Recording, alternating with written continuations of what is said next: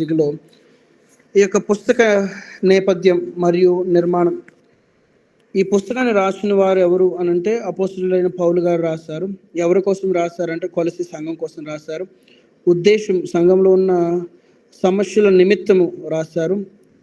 దేవుని సందేశం ఏంటంటే లోక విషయాలపై ఆశ ఉండకూడదు అని హెచ్చరికలు చేశారు. అంటే మనము సమస్తము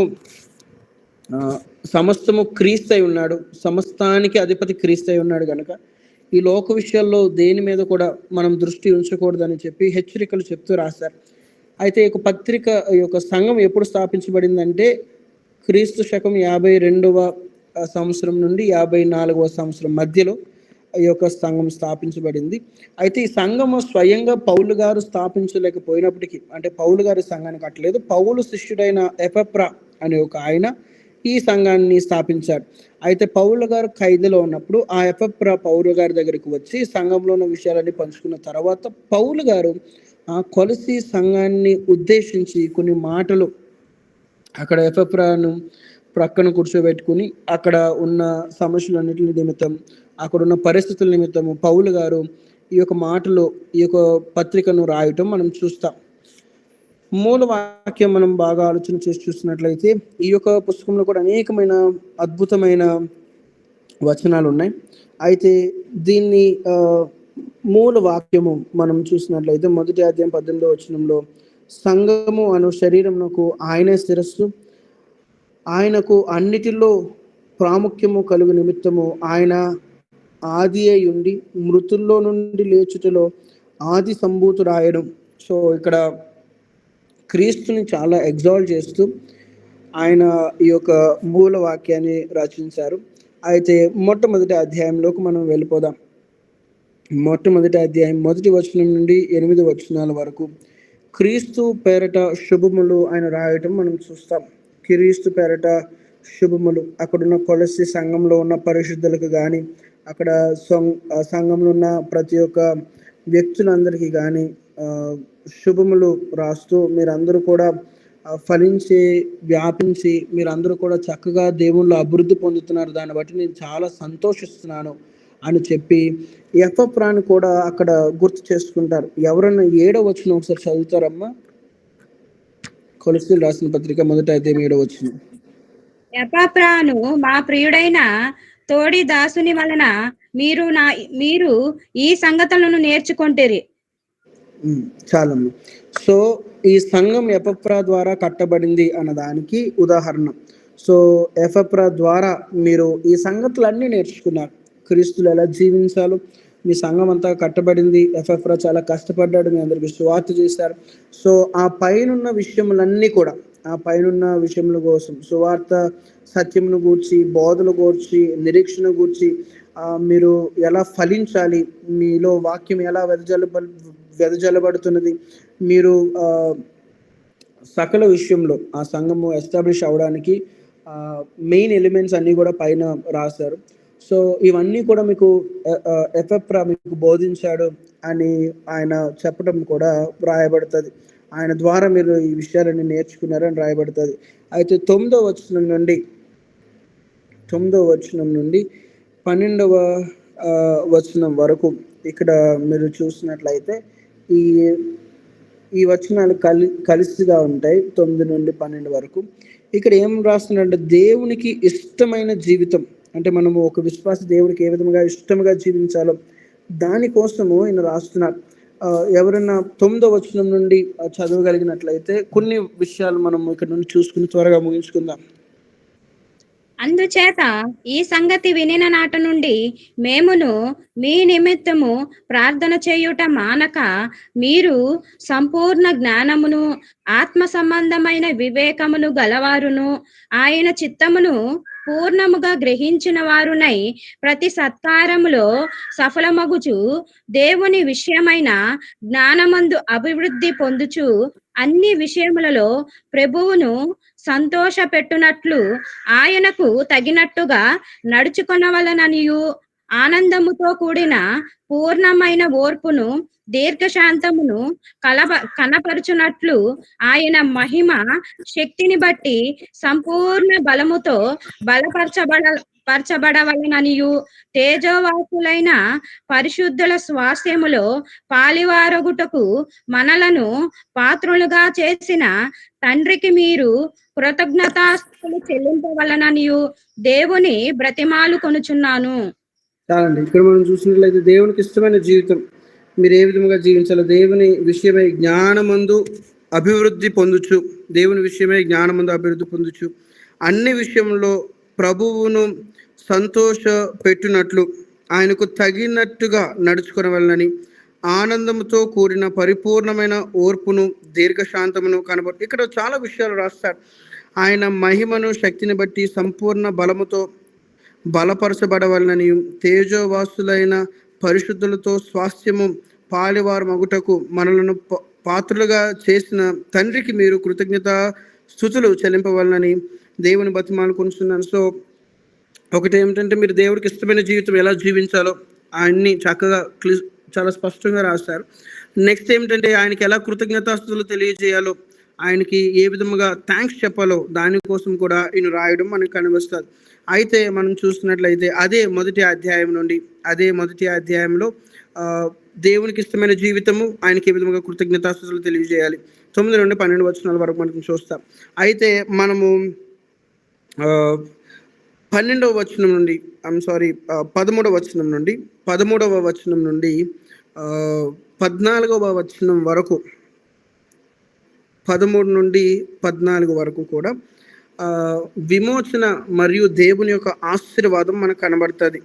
ఆయన మనలను అంధకార సంబంధమైన అధికారం నుండి విడుదల చేసి తాను ప్రేమించిన తన కుమారుని యొక్క రాజ్య నివాసులుగా చేసెను. ఆ కుమారుని యందు మనకు విమోచనము అనగా పాప క్షమాపణ కలుగుచున్నది.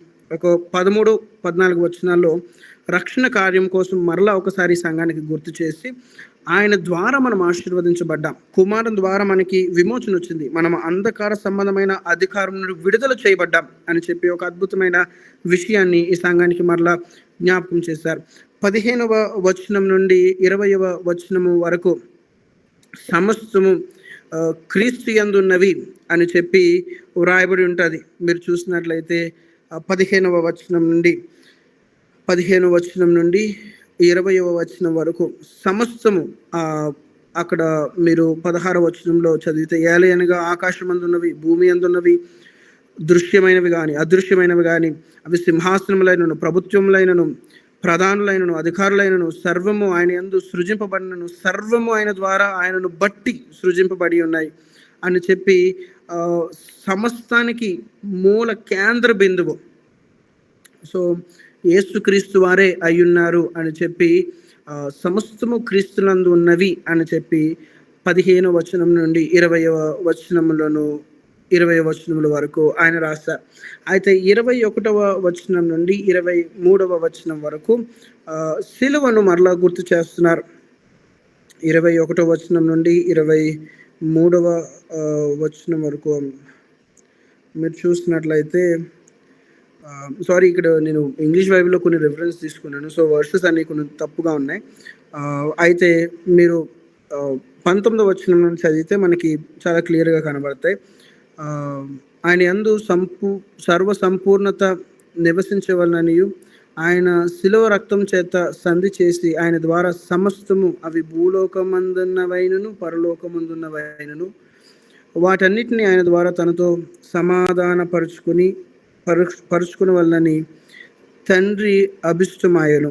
మరియు గతకాలమందు దేవునికి దూరస్తులైన మీ దుష్క్రియల వలన మీరు మనసులో విరోధ భావము గలవారినై ఉండిన మిమ్మును కూడా తన సన్నిధిని పరిశుద్ధులుగాను నిర్దోషులుగాను నిరాపరాధులుగాను నిలబెట్టుటకు ఆయన మాంసయుక్తమైన దేహమందు మరణము వలన ఇప్పుడు మిమ్మును సమాధానపరచను. సో వర్స్ 23 వరకు కూడా 19 నుండి 23 వరకు కూడా సిలువను మళ్ళీ గుర్తు చేస్తున్నారు. ఎందుకంటే హెబ్రీయులకు రాసిన పత్రికలో కూడా ఒక మాట ఉంటుంది, ఆయన పిల్లలు రక్త మాంసం గలవారై ఉన్నందున. మీరు ఒక్క నిమిషం ఆ వచనాన్ని మనం చదివేసి త్వరగా ముగించేసుకుందాం. హెబ్రీయులకు రాసిన పత్రికలో మీరు ఒకసారి చూడగలిగినట్లయితే ఇదే ఒక మాటని అక్కడ కూడా మనం చూస్తున్నట్లయితే హెబ్రీయులకు రాసిన పత్రిక 2వ అధ్యాయము 14వ వచనం నుండి ఎవరైనా చదువుతారమ్మా? కాబట్టి ఆ పిల్లలు రక్త మాంసములు గలవారై ఆ ప్రకారమే మరణము యొక్క బలము గలవాన్ని అనగా అపవాదిని మరణము ద్వారా నశింపచేయుటకును జీవిత కాలమంతయు మరణ భయము చేత దాస్యమునకు లోబడిన వారిని విడిపించుటకును ఆయన కూడా రక్త మాంసములలో పాలివాడాయెను. చాలండి. యేసుక్రీస్తు వారు ఎందుకు మాంసయుక్తమైన దేహమును ఆయన కలిగిన వారికి భూలోకానికి వచ్చారంటే, మనము కూడా ఆయన బిడ్డలమైన మనము కూడా రక్త మాంసము గలవారమై ఉన్నాము గనుక, ఆయన రక్త మాంసము గలవారై భూలోకానికి వచ్చారు కనుక, మన ప్రతి విధమైన దుష్క్రియల నుండి ప్రతి విధమైన గత కాలము మనము దూరస్తులుగా ఉన్నందుకు మనము ఇదే మాటలు ఎఫెసీయులకు రాసిన పత్రికలో కూడా మనం చూస్తాం. దూరంగా ఉన్న మనల్ని మళ్ళీ క్రీస్తులో దగ్గరికి చేర్చడానికి ఆయన రక్త మాంసము గలవారై ఈ భూలోకానికి రావడం మనకు కనిపిస్తుంది. అయితే మనము అదే మొదటి అధ్యాయము 24వ వచనం నుండి 29వ వచనంలో పౌలు పోరాటంలో ఆయన పడుతున్న ప్రయాసం కోసము మనం చూద్దాం. 29వ వచనము మీరు చదివితే మనం త్వరగా ముగించుకోవచ్చు.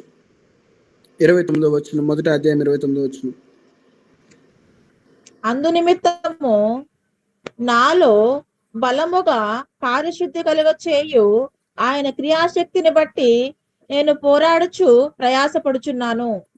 సో ఆయన పరిస్థితి మనందరికీ తెలుసు. ఆయన ఒక జైల్లో ఉన్నారు, ఒక హౌస్ అరెస్ట్ చేయబడి ఉన్నారు. ఆయన కూడా దేవుని యొక్క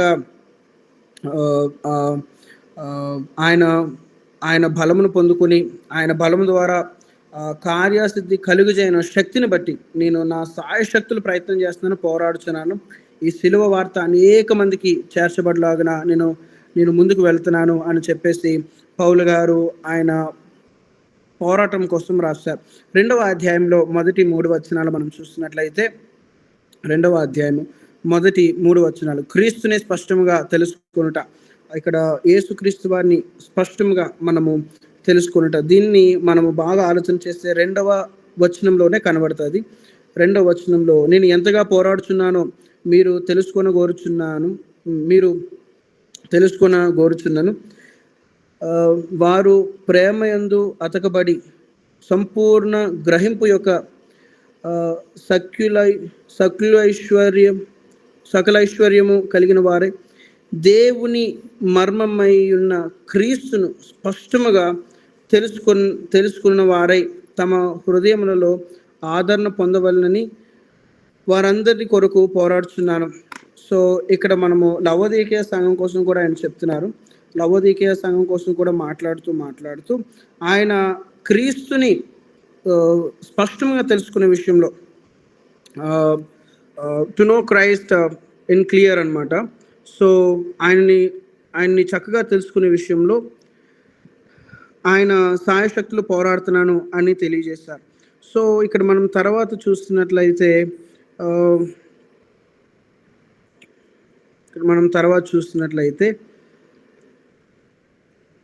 4 నుండి 7 వచనాల వరకు, 2వ అధ్యాయం 4 నుండి 7 వచనాల వరకు చెడు సిద్ధాంతాలని విడిచిపెట్టాలి అని చెప్పేసి ఆయన చెప్తున్నారు. 4 నుండి 7 వచనాల వరకు మీరు చూసినట్లయితే, ఎవడైనాను చక్కని మాటల చేత మిమ్మల్ని మోసపరుచుకున్నట్లు ఈ సంగతి చెప్పుచున్నాను. ఇక్కడ ఎవరు మీ దగ్గరకు వచ్చి చాలామంది చాలా చెడు వేరే సిద్ధాంతాలు, వేరే విధమైన మాటలు మీకు తెలియజేస్తారు కనుక మీరెవరు కూడా ఆ చెడు సిద్ధాంతాలని పాటించకూడదు. మీరందరూ కూడా దేవుని యొక్క సిద్ధాంతాలని కలిగిన వారుగా ఆ క్రీస్తు యొక్క సిద్ధాంతాల్లోనే మీరు నడుచుకోవాలి అని చెప్పి 4 నుండి 7 వచనాల వరకు మనకు చెప్పారు. సో 8 నుండి 15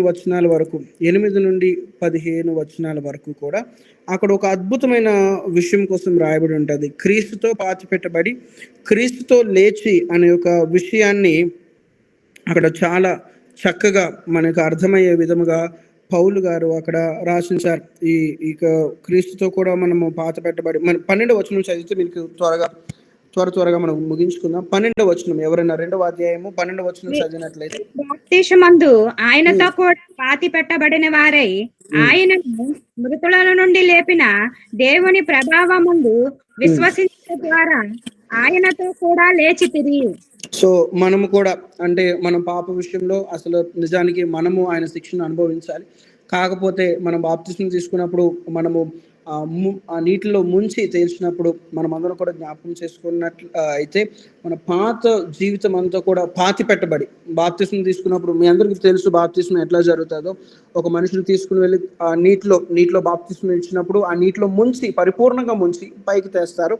సో బాప్తిస్మాన్ని జ్ఞాపకం చేసుకుంటే మనకి అర్థమవుతుంది మనము కూడా క్రీస్తుతో పాతి పెట్టబడి, అంటే మన పాత జీవితం అంతా పాతి పెట్టబడి మనము క్రొత్త జీవితం క్రీస్తుతో ఉన్న జీవితాన్ని మనము కలిగిన వారుగా జీవిస్తున్నాము అని చెప్పి ఇక్కడ అర్థాన్ని ఇస్తుంది ఆ 8 నుండి 15 వచనాల వరకు. అయితే 16 నుండి 19 వచనముల వరకు కూడా ఆ సంఘంలో పండగల కోసం అక్కడ ఆ సంఘంలో జరుగుతున్న పండగ, విశ్రాంతి దినం పండుగ కానీ, ఆ అమావాస్య పండుగ కానీ, ఈ విశ్రాంతి దినము, వీటన్నిటి విషయంలో కూడా వీటన్నిటిని కూడా చక్కగా ఒక ఆర్డర్లో చక్కగా ఆర్గనైజ్ చేసుకొని చక్కగా ముందుకి ఈ పండుగలను నడిపించండి అని చెప్పి ఆయన ప్రోత్సహించడం మనకి కనబడుతుంది.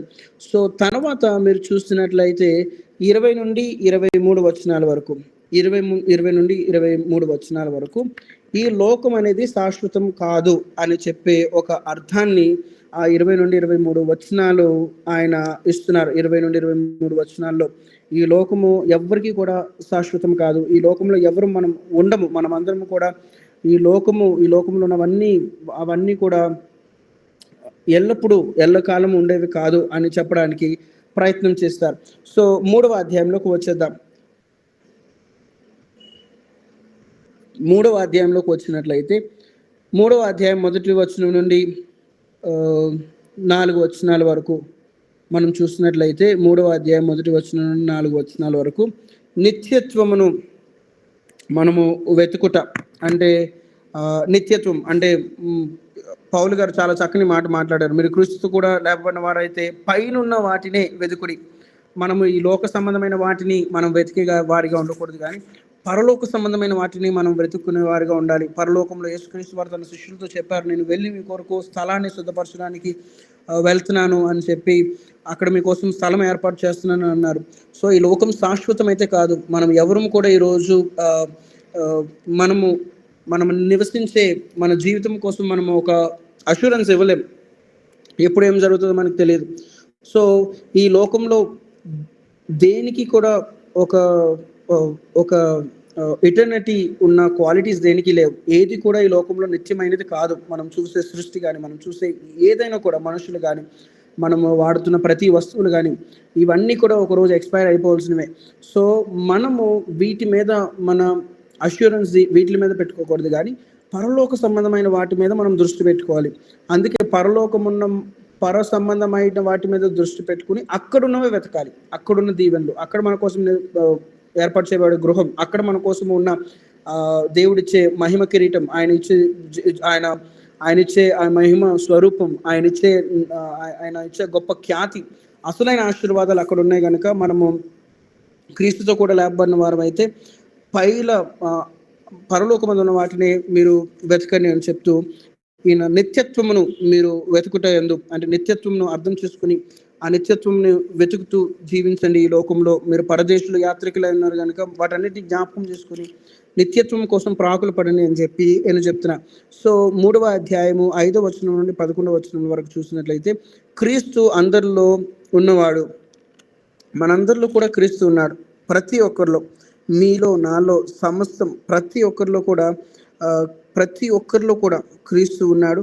ప్రతి ఒక్కరిలో కూడా ఆయన సన్నిధి ఉన్నది గనుక దాన్ని మనం మనసులో పెట్టుకుని మనం ముందుకు వెళ్ళాలి అని చెప్తూ 11వ వచనం వరకు కూడా ఆయన చక్కని భావం ఇచ్చారు. అయితే 12వ వచనం నుండి 17 వచనముల వరకు 12వ వచనం నుండి 17 వచనముల వరకు సమస్తము దేవుని కొరకే, సమస్తము కూడా దేవుని కొరకే, మీరు ఏమి చేసినా కూడా మీరు సమస్తము దేవుని కొరకే చేయాలి అని చెప్తూ ఆయన ముందుకి వెళ్ళటం మనకు అనిపిస్తుంది. సమయం ఎక్కువగా లేదు కనుక నేను వివరించలేకపోతున్నాను, క్షమించండి. సమస్తము దేవుని కొరకే అని 12 నుండి 17 వచనాల వరకు మనము ఆ, మనం చూస్తాము. అందుకే మీరు ఏం చేసినా కూడా కృతజ్ఞతలు, మీరు 17వ వచనంలో క్లియర్గా అక్కడ మనకు రాయబడి ఉంటుంది. మరియు మాట చేతనే కానీ క్రియ చేతనే కానీ మీరు ఏం చేసినాను ప్రభు అయిన యేసు ద్వారా తండ్రి అయిన దేవునికి స్థుతులు చెల్లించుచు సమస్తమును ఆయన పేరట చేయండి. మీరు ఏం చేసినా కూడా దేవుని కొరకే చేయాలి, దేవుని పేరటే చేయాలి. ఆయన ఆయన ఆయన ఆయన మహిమపరచబడడానికే మీరు చేయాలి అని చెప్పి అక్కడ 12 నుండి 17 వచనాల వరకు మనకి తెలియజేస్తారు. అయితే 18వ వచనం నుండి 25వ వచనం వరకు కుటుంబాన్ని ఏ విధముగా కట్టుకోనాలి. మీరు మీరు మీరు కొలసి పత్రికను మీరు బాగా ఆలోచన చేసి చూస్తే ఎఫ్ఎస్సి యొక్క పత్రికలో ఏవేవైతే ఉన్నాయో అవి చాలా మట్టుకు అంశాలు ఇక్కడ రాయబడి ఉంటాయి. మోర్ లైక్ ఎఫ్ఎస్సిలో ఉన్న చాలా మట్టుకు ఆ సిద్ధాంతాలను కానీ ఆ యొక్క మాటలను కానీ అక్కడ ఉపయోగించిన పదాలను కానీ పౌలు గారు ఇదే కొలసి పత్రికలో కూడా ఉపయోగించారు. ఒక కుటుంబాన్ని ఏ విధముగా కట్టుకోవాలో అని చెప్పి 18 నుండి 25 వచనముల వరకు 18 నుండి 25 వచనముల వరకు ఎలాగ తల్లిదండ్రులు ఎలా జీవించాలి, బిడ్డలు ఎట్లా జీవించాలి, భార్యాభర్తలు ఎట్లా జీవించాలి, వీరందరూ కూడా ఏ విధమైన బ్రతుకును ఈ భూలోకంలో అవలంబించాలి అని చెప్పి ఆయన ఇక్కడ మనకి చెప్పడం మనం చూస్తాం. అది 18 నుండి 25 వచనాల వరకు. సో 4వ అధ్యాయానికి వచ్చేసరికి మొదటి నుండి 6 వచనాల వరకు కూడా మన ఆత్మీయ జీవితం ఎలా కట్టుకోవాలి, మన ఆత్మీయ జీవితాన్ని ఎలాగా మనము కట్టుకోవాలి అని చెప్పి ఈ యొక్క వచనాలు రాయబడి ఉంటుంది. మీరు 2వ వచనంలో మనం త్వరగా ముగించుకుందాం. 2వ వచనంలో మీరు చదివినట్లయితే అక్కడ ప్రార్థన యందు నిలకడగా ఉండి కృతజ్ఞత గలవారై దాని యందు మెలకువగా ఉండుడి. సో ఇక్కడ మీరు 5వ వచనంలో కూడా చదివితే మనకి ఎఫ్ఎస్ఎల్ రాసిన పత్రికలో మాట్లాడినవి మళ్ళీ కనబడతాయి. సమయమును పోనీక సద్వినియోగం చేసుకుని సంఘం వెలుపట వారి ఎడ్ల జ్ఞానంతో నడుచుకుని. సో అక్కడ ఉన్న సంఘాన్ని అంతటి కూడా హెచ్చరిస్తూ మీ ఆత్మీయ జీవితాన్ని ఎలా కట్టుకోవాలి, మీ యొక్క సంఘాన్ని ఏ విధంగా మీరు నిర్మించుకోవాలి, ఏ విధంగా మీ సంఘాన్ని ముందు కొనసాగించుకోవాలి అని చెప్తూ ఆ యొక్క ఆత్మీయ జీవితం కట్టుకునే విషయంలో కొన్ని స్తోత్రాలు, కొన్ని మాటలు ఇక్కడ చెప్తున్నారనమాట. అంటే మీరు సంభాషణ చేసినప్పుడు కూడా మీ మాటల్లో కూడా, మీరు మాట్లాడే ప్రతి మాటలో కూడా మీ యొక్క ఆత్మీయత బయటికి వెల్లడవ్వాలి. మీ యొక్క ఆత్మీయత. అందుకే 6వ వచనంలో కూడా అంటాడు, ప్రతి మనుషునికి ఎలాగో ప్రత్యుత్తరం ఇవ్వవలెనో అది మీరు తెలుసుకున్నట్టుగా మీ సంభాషణ ఉప్పు వేసినట్టు ఎల్లప్పుడూ రుచిగలది గాను కృపా సహితము గాను ఉండనీయుడి.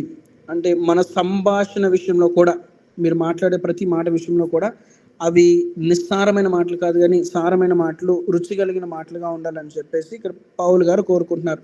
సో 7వ వచనం నుండి 9వ వచనం వరకు, 7వ వచనం నుండి 9వ వచనం వరకు తీతుని ఓనేసీముని, ఈ ఓనేసీము అనే వ్యక్తి ఫిలోమోను రాసిన పత్రికలో మనకు బాగా కనబడతాడు. అయితే ఈ తీతు ఓనేసీము చేత ఈ పత్రికను మీ దగ్గరికి పంపించాలి అని చెప్పి పంపుచున్నాను. ఇతడు మీ యొద్ద నుండి వచ్చిన వాడే. మీరు 7వ వచనము 9వ వచనము కలిసి ఉంటాయి. 7 నుండి 9 వరకు ఆఖరి లైన్లో మనం చూస్తే మనకు కనబడుతుంది. వీరిక్కడ సంగతులన్నీ మీకు తెలియజేతురు. అక్కడ నేను జైల్లో ఉన్న ప్రతి ఒక్క పరిస్థితుల్లో ఒనేసిము, తీతు మీకు తెలియజేస్తారని చెప్పేసి ఆ తీతు కోసము, ఒనేసిము కోసము ఆయన రాశారు. అయితే 10 నుండి 18 వచనాల వరకు, 4వ అధ్యాయం 10 నుండి 18 వచనాల వరకు అక్కడ పౌలుతో ఉన్న వారందరినీ కోసం రాశారు. ఆయన నాతో ఎవరెవరైతే నాతో పాటు ఉన్నారో అక్కడ ఉన్న వారందరి నిమిత్తము, వారందరూ కూడా నాతో ఎట్లా ఉంటున్నారు ఆ విషయాలన్నీ రాశాడు. ఇవన్నీ రాస్తూ కూడా లవోదికను కూడా ఆయన గుర్తు చేసుకున్నారు.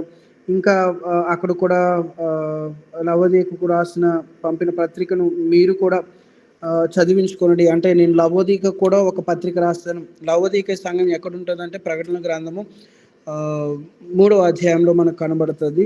అక్కడ అపోస్తులుడైన యోహాను రాసిన 7 సంఘాల్లో లవోదికయ అనే సంఘం కూడా 3వ అధ్యాయం 14వ వచనంలో లవోదికయ సంఘం కూడా కనబడుతుంది. సో లవోదికయ సంఘానికి కూడా ఒక పత్రిక పౌలు గారు రాస్తున్నట్టు మనకి ఇక్కడ ఒక ఆధారం ఉంది. సో ఇవన్నీ చెప్తూ కూడా పౌలు గారు ఈ గ్రంథాన్ని ముగించారు. సో ఈ యొక్క కొలసీ రాసిన పత్రిక మనం చూసినప్పుడు ఈ సంఘాన్ని స్వయంగా పౌలు గారు కట్టలేకపోయినప్పటికీ ఆ సంఘంలో ఉన్న పరిస్థితులను ఉద్దేశించి ఎఫప్రా ఆయనకి చెప్పిన మాటలను బట్టి అక్కడున్న సంఘ బిడ్డలందరికీ కూడా రాసిన పత్రిక ఈ పత్రిక. సో ఈ పత్రికను చదువుతున్నప్పుడు చాలా మటుకు మనకి ఎఫ్ఎస్సిలో ఉన్న విషయాలన్నీ కూడా మళ్ళీ పౌలు గారు ఇక్కడ జ్ఞాపకం చేస్తారు. సో అది ఈ యొక్క పత్రిక. దాంతో మన యొక్క 3 పత్రికలు పూర్తయి ఉన్నాయమ్మా. ఎవరికైనా కూడా ఏమైనా డౌట్స్ ఉంటే అడగవలసిందిగా కోరుచున్నాను. దేవుని యొక్క కృపను బట్టి నాకు తెలిసినంత వరకు నా సహాయశక్తులు వాటిని క్లారిఫై చేయడానికి నేను ప్రయత్నం చేస్తాను. Thank you so much brother. Okay, ఇంతవరకు మీ యొక్క విలువైన సమయాన్ని వెచ్చించారు. అట్లానే 3 పత్రికలు ఇచ్చిన సమయంలో మీరు పూర్తి చేయడానికి దేవుడు అనుగ్రహించిన కృపను బట్టి ఆయనకి కృతజ్ఞతలు తెలియజేస్తున్నాము. ఈ సమయంలో ఎవరికైనా ఏమైనా సందేహాలు, డౌట్స్ ఉంటే కనుక ఈ సమయాన్ని మీరు యూటిలైజ్ చేసుకోండి. మనకి 5 minutes టైం ఉంది. సో మీకు ఏమైనా డౌట్స్ ఏమైనా ఉంటే కనుక మీరు చెప్పచ్చు.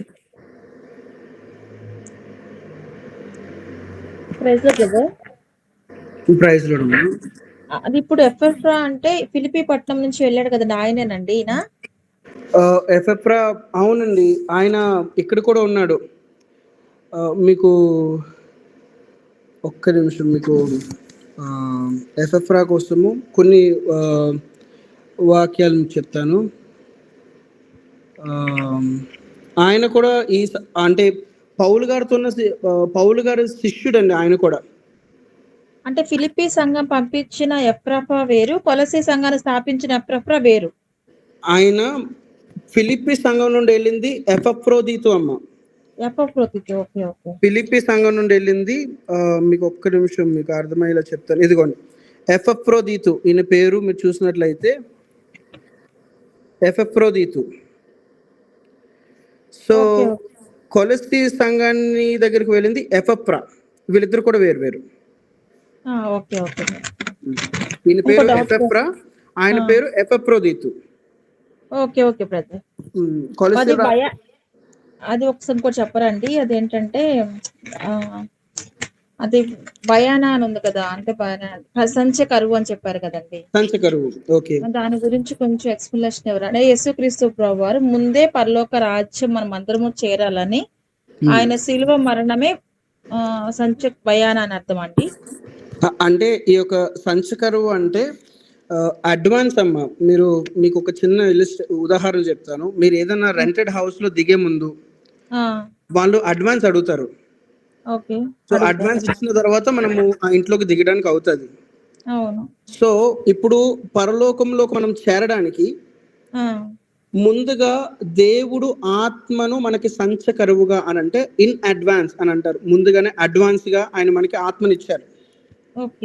సో ఆ ఆత్మను బట్టి మనము పరలోక రాజ్యానికి చేరుకుంటాం. సో ఆ పరిశుద్ధాత్ముడు మనల్ని ప్రతి ఒక్క విషయంలో ఒప్పింపజేస్తారు. ఆయన మనకు ఆదరణకర్తగా ఉన్నారు. మనం ప్రార్థన చేసే విషయంలో కూడా కొన్నిసార్లు విఫలమైతే ఉచ్చరింప సఖ్యం కానీ మూలుగులతో ఆ ఆత్మ మనలో నుండి దేవుడికి మొరపెడుతున్నారు. అంటే కొన్నిసార్లు మనము ఈ లోక సంబంధమైన విషయంలో కొన్నిసార్లు పడిపోయినప్పటికీ, పాపంలో పడిపోయినప్పుడు కానీ ఆత్మ మనలో ఉన్నాడు కనుక ప్రతి పాపాన్ని ఒప్పింపజేస్తున్నాడు. సో మన యొక్క దృష్టి, మన ఆలోచన అంతా కూడా ఎప్పుడు పరలోకం వైపే ఉండేలాగా ఆత్మ మనలో ఉండి ఆ కార్యాన్ని ముందుకు ఆ కార్యాన్ని మనలో చేస్తున్నాడు అనమాట. సో ఆత్మల్ని మనకి సంచకరువుగా అంటే అడ్వాన్స్ గా దేవుడు ఆత్మను మన హృదయంలో ఉంచి ఉన్నారు ఆ పరలోకంలో చేరడానికి. ఎందుకంటే మన యొక్క గురి తప్పిపోకుండా, మన యొక్క ఆలోచన తప్పిపోకుండా ఆత్మను మనకి ఇచ్చి ఉన్నారు. Okay okay brother. Okay brother, thank you so much. Brother, ఒకటి ఎఫెసు పత్రికలో మొదటి అధ్యాయం ఉంది కదా,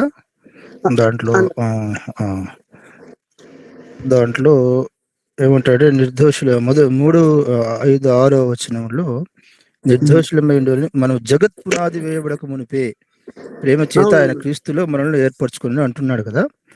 ఇక్కడ రాయబడింది ఒక డౌట్ ఏంటంటే, మనల్ని ఎందుకు ఏర్పరచుకున్నాడు జగత్ పునాది వేయబడక ముందే? సో మీరు ఎప్పుడు అంటే దేవుని యొక్క సంకల్పంలో మనం బాగా ఆలోచన చేసి చూడాల్సింది ఏంటంటే, ఆయన ఒక్క పాపి కూడా నశించిపోవడం దేవునికి ఇష్టం లేదు. అందరూ కూడా దేవునికి కావాల్సిన వారే. అందరూ కూడా అందరి కోసం, యేసుక్రీస్తు వారు ఒక్కరి కోసమే కాదు కానీ ప్రతి ఒక్కరి కోసం కూడా ఆయన ప్రాణాన్ని ఆయన అర్పించారు అని చెప్పి మనం చూస్తాం. మీరు ఒక్కసారి మనము మీరు యోహాను సువార్త, యోహాను పత్రిక, ఒక్కసారి యోహాను పత్రిక 2వ అధ్యాయంలో, మొదటి యోహాను పత్రిక 2వ అధ్యాయంలో మీరు చూసినట్లయితే 2వ వచనాన్ని మీరు చదివితే కొంచెం మనకి వివరణ తెలుస్తుంది. ఆయనే మన పాపములకు శాంతికరమై ఉన్నాడు, మన పాపములకు మాత్రమే కాదు సర్వలోకములకు శాంతికరమై ఉన్నాడు. ఒకసారి బాగా ఆలోచన చేసి చూద్దాం. ఈ యొక్క సర్వలోకం కోసం యేసుక్రీస్తు వారు ప్రాణం పెట్టారు. సో సంకల్పంలో మనమే ఎందుకు ఉన్నాము అని అంటే, దాన్ని మనం బాగా ఆలోచన చేసి చూసినట్లయితే మనకి దేవుడు స్వచిత్తాన్ని ఇచ్చారు. మీరు బాగా అర్థం చేసుకున్నట్లయితే ఏదైనా వనంలో అవ్వ ఆదాములు ఉన్నప్పుడు దేవుడు పాపం చేస్తున్నప్పుడు ఆదామును ఆపగలడు. ఆయనకి అసాధ్యమైనది ఏదీ లేదు. ఆయన ఏదైనా చేయగలడు. ఆయన సర్వశక్తిమంతుడు, ఆయన సర్వంతర్యామి, సర్వజ్ఞాని. ఆయనకి తెలియనిది ఏదీ లేదు, ఆయనకి మరుగైనది ఏదీ లేదు. కాకపోతే ఆయన స్వచిత్తాన్ని మనకిచ్చారు. ఆయన ఏర్పాటులో, పిలుపులో సర్వ మానవాళుడు ఉన్నారు. ప్రతి ఒక్క మనిషి, ఆయన సృష్టించిన ప్రతి మనిషి కూడా ఆయన యొక్క ఏర్పాటులో, ఆయన సంకల్పంలో ఉన్నారు. అయితే దేవుడు మనిషికి ఇచ్చిన స్వచిత్తాన్ని, ఇక్కడ మనం చదివిన ప్రకారం సర్వలోకానికి కూడా యేసుక్రీస్తు వారు శాంతికరంగా ఉన్నారు. కాకపోతే దేవుడు మనిషికి ఇచ్చిన స్వచిత్తంలో మనము ఆయనను అంగీకరించి ఆయన దగ్గరికి చేరడానికి మనం ఇష్టపడ్డాం. మీరు బాగా ఆలోచన చేసి చూసినట్లయితే యేసుక్రీస్తు వారు ఒక మాట చెప్పారు మత్తయి సువార్తలో. మీకు అర్థమయ్యేలాగా నేను త్వరగా ముగించేస్తాను, ఎక్కువ వివరణ ఇవ్వను. మత్తయి సువార్త మీరు ఒక్కసారి 5వ అధ్యాయం 45వ వచనంలో చూడండి. 45వ వచనంలో మీరు చూస్తే, ఆయన చెడ్డవారి మీదను మంచివారి మీదను తన సూర్యుని ఉదయింపచేసి నీతిమంతుల మీదను అనీతిమంతుల మీదను వర్షము కురిపించుచున్నాడు. ఒకసారి బాగా ఆలోచన చేసి చూద్దాం. అక్కడ మంచి వారి కోసం యేసుక్రీస్తు వారు, ఇప్పుడు బాగా ఆలోచన చేసి చూస్తే మనం ఐగుప్తులందరికీ 10 తెగుళ్ళు వచ్చాయి. 10 తెగుళ్ళు వచ్చినప్పుడు ఆ 10 తెగుళ్ళు కూడా ఓన్లీ ఐగుప్తులకు వచ్చాయి కానీ ఇశ్రాయేలుకి ఏమీ జరగలేదు. సో దీన్ని ఒక రెసిప్రోకల్ వేలో చూస్తే,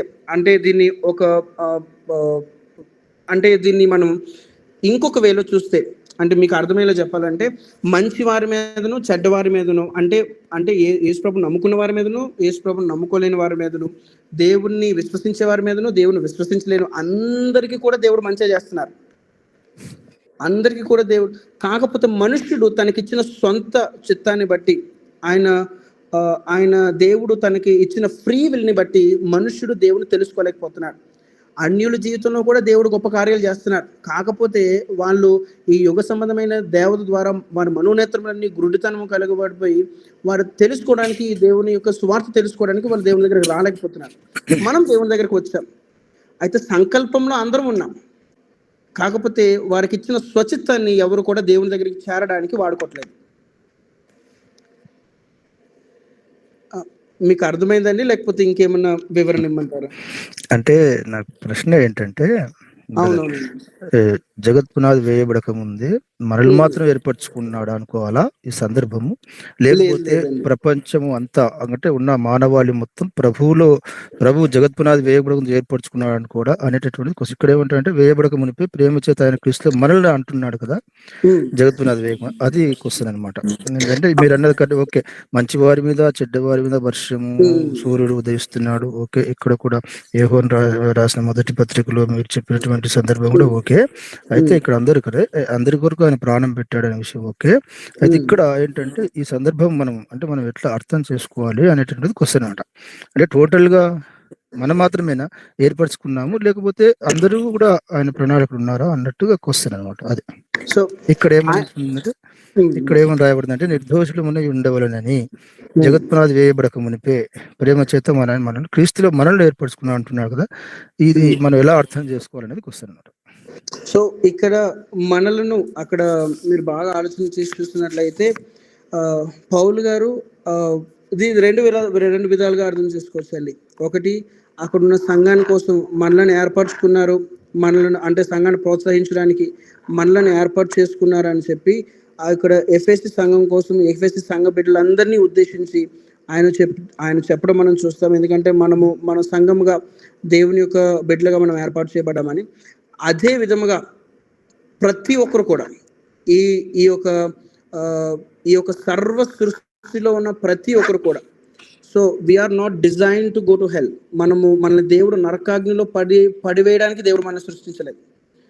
మనుష్యుడు దేవుడు మహిమపరచాలని సర్వ సృష్టి కూడా ఆయన సంకల్పంలో ఉన్నవారే ప్రతి ఒక్కరు. అక్కడ పౌలు గారు ఎఫెసీ సంఘం కోసం చెప్తూ ఆయన మనలను అని ఆ సంఘం కోసం ఉద్దేశించినప్పటికీ దేవుని ప్రణాళిక ఏంటంటే మొత్తం అందరం ఆయన దయా సంకల్పంలో మనం అందరం ఉన్నవారు. అయితే మన స్వచిత్తాన్ని దేవుని దగ్గర చేరడానికి మనం చాలా మంది వాడుకోలేక వాళ్ళందరూ కూడా లోకంలో ఉండిపోయారు. సో ఇక్కడ సార్వత్రిక సంఘంలో ఉన్న మనం అందరం కూడా దేవుని చేత పిలువబడ్డ వారమే, ఆయన దయా సంకల్పంలో ఉన్న వారమే. లోకంలో ఉన్న ప్రతిదీ సర్వ సృష్టి సర్వ మనుషులు కూడా ఆయన సంకల్పంలో ఉన్నవారు. అర్థమైందండి? ఇంకా ఈ అపోస్తలుడు అంటే చెప్పండి ఒకసారి. సిస్టర్ ఎవరు అడిగారు? అపోస్తలుడు అంటే the one who is cent అండి, పంపించబడిన దేవుని చేత పిలువబడిన వారు కాదు కదా, పంపబడిన వారు. సో మనము బాగా డీప్ గ్రీక్, లాటిన్ మనం అంటే హెబ్రూ వాటిలోకి వెళ్ళిపోతే, సో నేను చెప్పేది ఏంటంటే చాలా పర్స్పెక్టివ్స్ ఉండొచ్చు, చాలా వ్యూ పాయింట్స్ ఉండొచ్చు, but that would conclude with the same ideology. So అంటే మీరు చెప్పినట్టు the one who is sent is the right answer. దేవుని చేత పంపించబడినవాడు అన్నది రైట్ ఆన్సర్. సో వారు చేస్తున్న పనులు, వారు చేస్తున్న పరిచర్య, వారు చేస్తున్న విధానం అంతా కూడా it is from the Christ, అంటే from the ideology of Christ అన్నమాట. దేవుని యొక్క ఉద్దేశంలో ఏదైతే పనులు వాళ్ళు చేయాలని దేవుడు అనుకుంటున్నారు, ఆ పనులు చేయడంలో వారు వేరే వేరే కేటగిరీస్ లో ఉన్నారు, కానీ వాళ్ళు చేసినంత ఒకటి. అంటే వాళ్ళందరినీ అపోస్తలులు అందామా? అందరినీ అపోస్తలు అనడానికి లేదండి. అంటే అపోస్తులు కూడా దేవుని చేత పిలువబడకుండా అపోస్తులు అవ్వలేదు కదండి. So that's my perspective. అదే పంపబడిన వారు అన్నమాట. అవును. క్రీస్తు యొక్క అపోస్తులు 12 మంది శిష్యులు మాత్రం అపోస్తులు అంటాం. మత్తయి సువార్త 10వ అధ్యాయంలో 2:4 వచనం ప్రకారం. అట్లా సంఘం యొక్క అపోస్తులు అంటాం, సంఘం చేత పంపబడిన వాళ్ళు. యేసు ప్రభువుగా ఒక అపోస్తులు అనవచ్చు, దేవుని చేత పంపబడిన వాడు కాబట్టి. సంఘం యొక్క అపోస్తులు సంఘం చేత పంపబడిన ఎవరంటే బర్నబా, సీలా, తిమోతి, పౌలు. రైట్, ఈ శిష్యులు కాకుండా. థ్యాంక్ యూ అండి.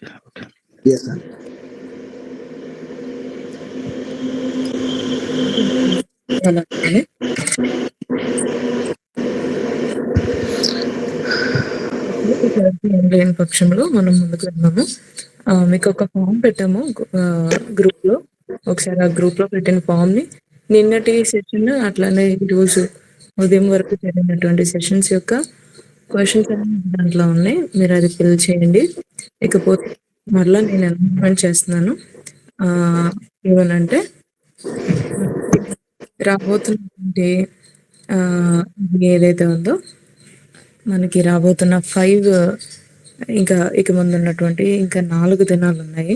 ఈరోజు 26, ఇంకా మనకి 4 దినాలు ఉన్నాయి.